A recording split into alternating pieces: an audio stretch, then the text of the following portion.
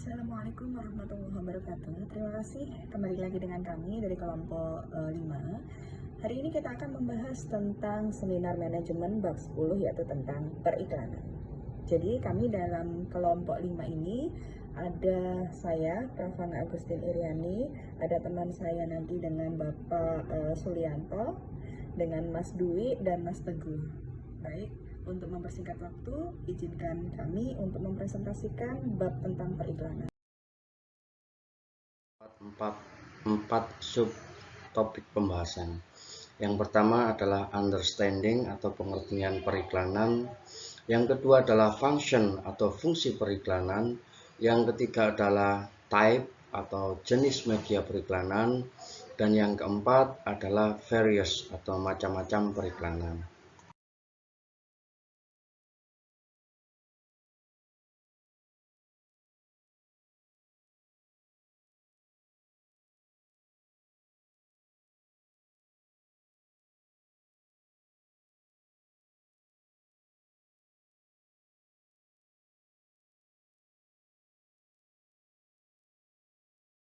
Periklanan adalah salah satu alat yang paling umum yang digunakan perusahaan untuk mengarahkan komunikasi persuasif pada pembeli. Dan iklan ini juga berperan penting terhadap kelangsungan hidup suatu industri dan perekonomian modern. Jadi di sini ada beberapa definisi terkait periklanan menurut para ahli, yaitu 1.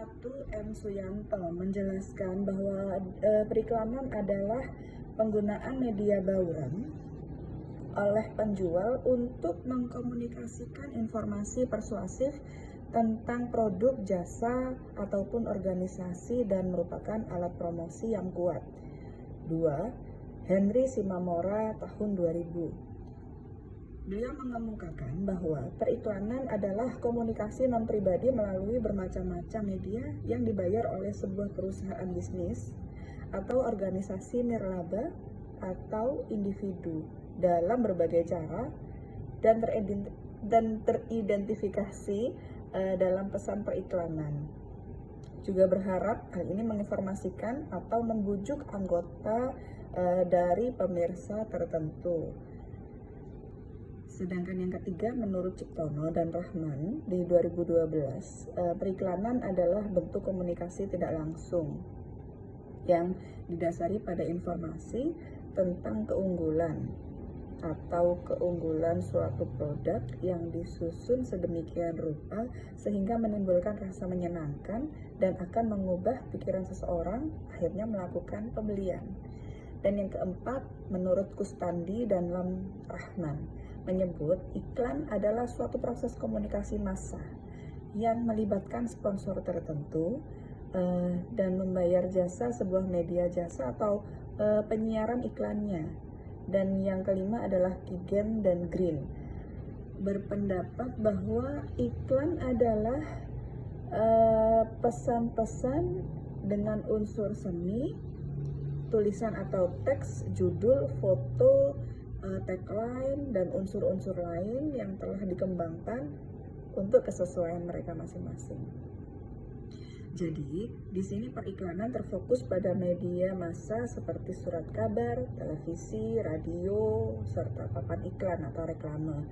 Dan yang terpenting, periklanan mampu membujuk konsumen supaya tertarik dan berperilaku sedemikian rupa sesuai dengan strategi pemasaran pada perusahaan untuk mendapatkan penjualan dan laba. Oke, untuk fungsi periklanan akan dilanjutkan oleh teman saya dengan Pak Suli. Silakan.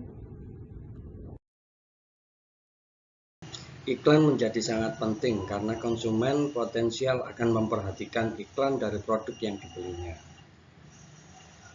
Berikut fungsi periklanan menurut para ahli. Yang pertama menurut Terence Asim di tahun 2003. Yang pertama adalah informing, di mana periklanan itu harus memberikan informasi, sehingga membuat konsumen sadar atau aware akan merek-merek baru, serta memfasilitasi penciptaan citra merek yang positif. Yang kedua adalah persuading atau mempersuasi, Iklan yang efektif akan mampu mempersuasi atau membujuk pelanggan untuk mencoba produk atau jasa yang diiklankan. Yang ketiga adalah adding value, yaitu memberikan nilai tambah, di mana periklanan itu harus memberikan nilai tambah pada merek dengan mempengaruhi persepsi konsumen. Yang keempat adalah assisting atau mendampingi. Sebagaimana peranan iklan itu harus menjadi pendamping atau memfasilitasi upaya-upaya lain dari perusahaan dalam proses komunikasi pemasaran. Yang berikutnya menurut swasta di tahun 2002 di bukunya di halaman 245. Fungsi periklanan menurut swasta yang pertama adalah memberikan informasi, sehingga iklan harus dapat memberikan informasi lebih banyak daripada yang lainnya, baik tentang barangnya, harganya, ataupun informasi lain yang mempunyai kegunaan bagi konsumen. Yang kedua, membujuk atau mempengaruhi, karena harusnya dengan adanya iklan ini perusahaan berusaha untuk mempengaruhi atau meyakinkan masyarakat ataupun customer atau pelanggan akan kelebihan produknya. Dan akhirnya pelanggan terbujuk untuk melakukan tindakan pembelian atau memberi keputusan pembelian. Yang ketiga adalah menciptakan kesan atau image, di mana pemasangan iklan selalu berusaha untuk menciptakan iklan yang sebaik-baiknya, baik menggunakan warna, ilustrasi, bentuk, dan layout yang menarik. Yang keempat adalah memuaskan keinginan, di mana periklanan itu harusnya dapat memuaskan keinginan pelanggan, sehingga memilih dan membeli produk. Terkadang pembeli lebih ingin mengetahui terlebih dahulu kelebihan dan kekurangan dari barang-barang itu, baik itu fitur maupun kualitasnya.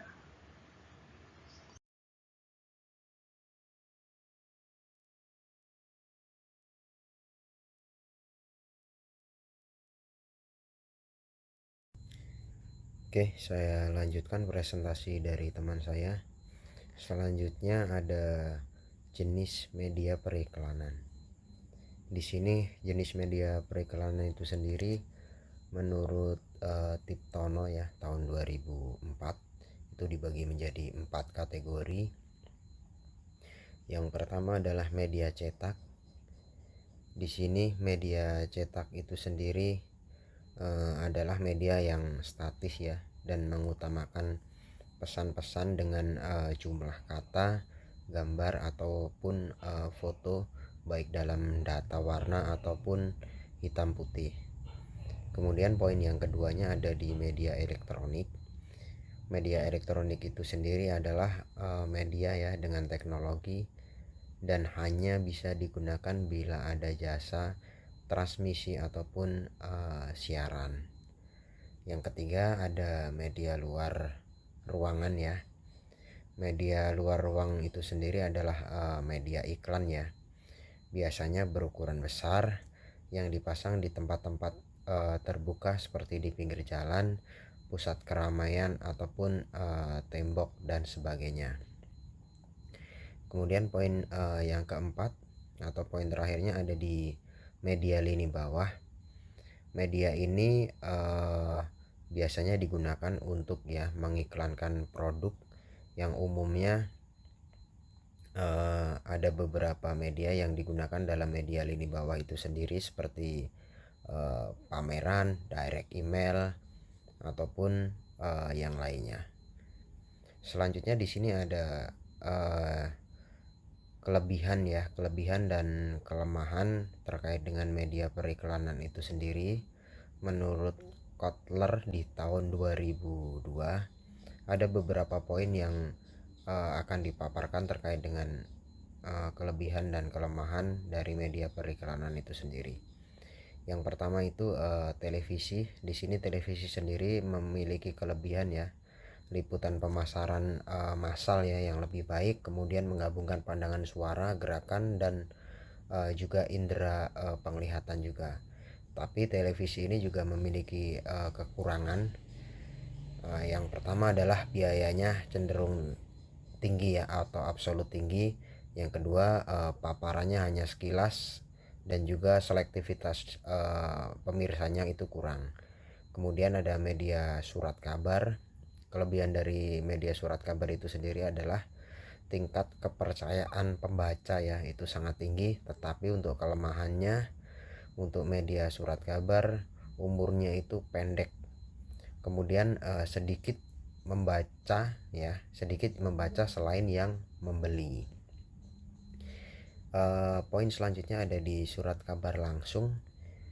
Untuk surat kabar langsung, untuk kelebihannya itu tidak ada kompetisi iklan dalam media yang sama. Tetapi kekurangannya dari surat kabar langsung itu adalah biaya perpaparannya itu relatif tinggi. Selanjutnya ada majalah. Di sini untuk kelebihannya majalah sendiri terkait dengan selektivitas geografis, demo dan grafis tinggi, serta kredibilitas dan juga tergolong prestis ya untuk majalah. Tetapi kelemahan dari majalah adalah tidak adanya jaminan untuk posisi iklan sendiri. Poin selanjutnya ada di radio. Di sini untuk radio itu kelebihannya penerimaan lokal atau pendengaran lokal itu cenderung lebih baik. Tetapi untuk kekurangannya adalah media iklan radio ini sendiri, dia hanya mengeluarkan audio ya, tanpa visual ataupun gambar. Poin selanjutnya ada di media luar. Media luar ruang itu sendiri kelebihannya dia lebih fleksibel ya, artinya penempatan dimanapun juga.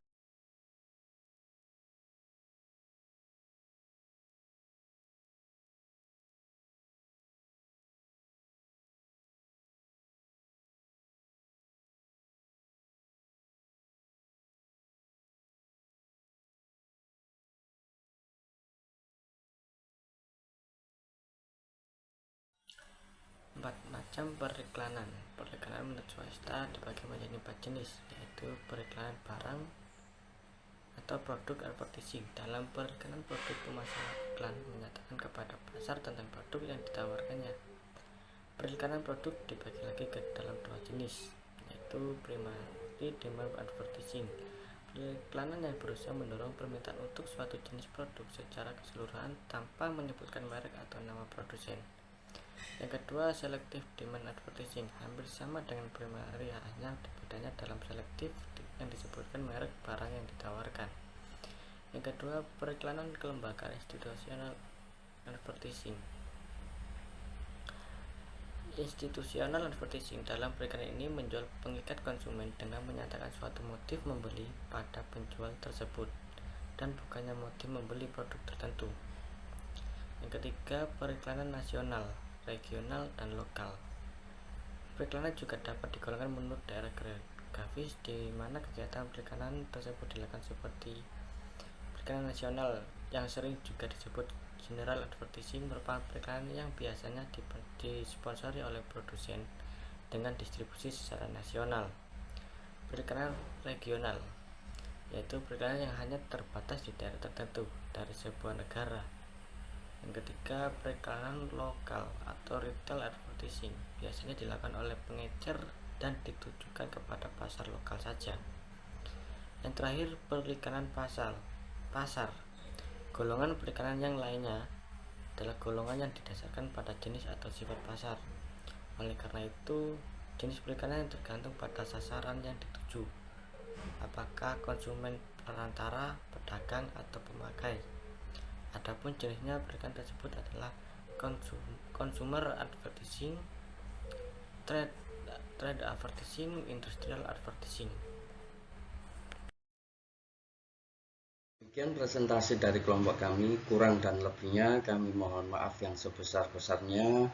Wallahu muwaffiq ila aqwamit thoriq. Wassalamualaikum warahmatullahi wabarakatuh. Terima kasih.